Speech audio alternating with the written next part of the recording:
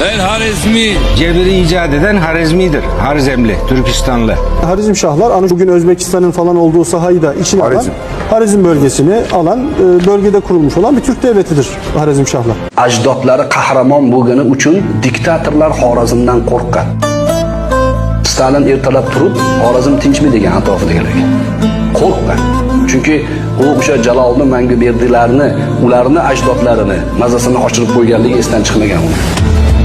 Aziz avliyolar eshigi bo'lgan, ahli donishlar beshigi bo'lgan, Shayx Najmiddin Kubro dunyoga kelgan, Mo'g'ul bosqinchilar iymonga kelgan Sehrul sanoatli diyor Xorazm.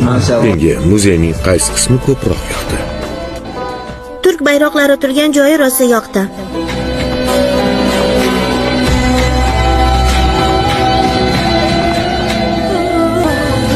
Xorazmshohlar davlati.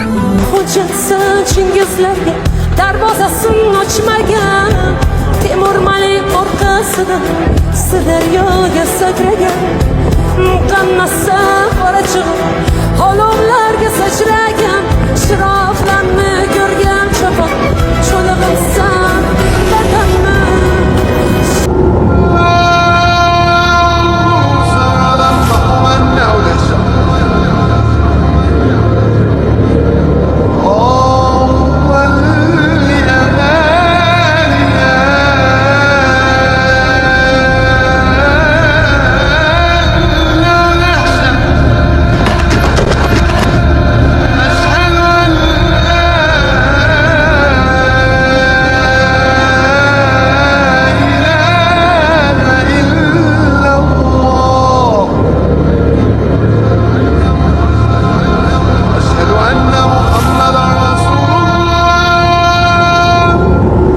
Sayfiddin Qutuz, mana shu kishilar mamluklar mamlakatini tuzdi va podsho bo'ldi.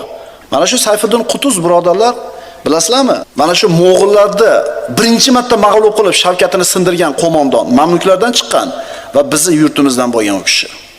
Jaloliddin Manguberdirni opasini o'g'li bo'lgan. Samarqandni, Buxoroni Mo'g'ullar qirib, yakson qilib, kattalarni chopib, erkak bolalarini sotib qul qilganida, qul bo'lib Misrga borib qolganida Sayfiddin Qutuz. Amirlarning oilasidan edi. Ulug' insonlarning oilasidan edi.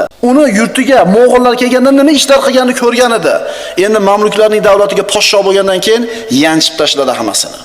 Bizni ham yurtimiz bo'ladi birodarlar, bilib qo'yinglar. Bilamizmi mana shunday bir buyuk insonlarning tarixini?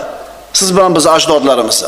Mo'g'ulda tiz cho'tirganlar siz bilan biz yurtimizdan chiqqan insonlar bo'lgan.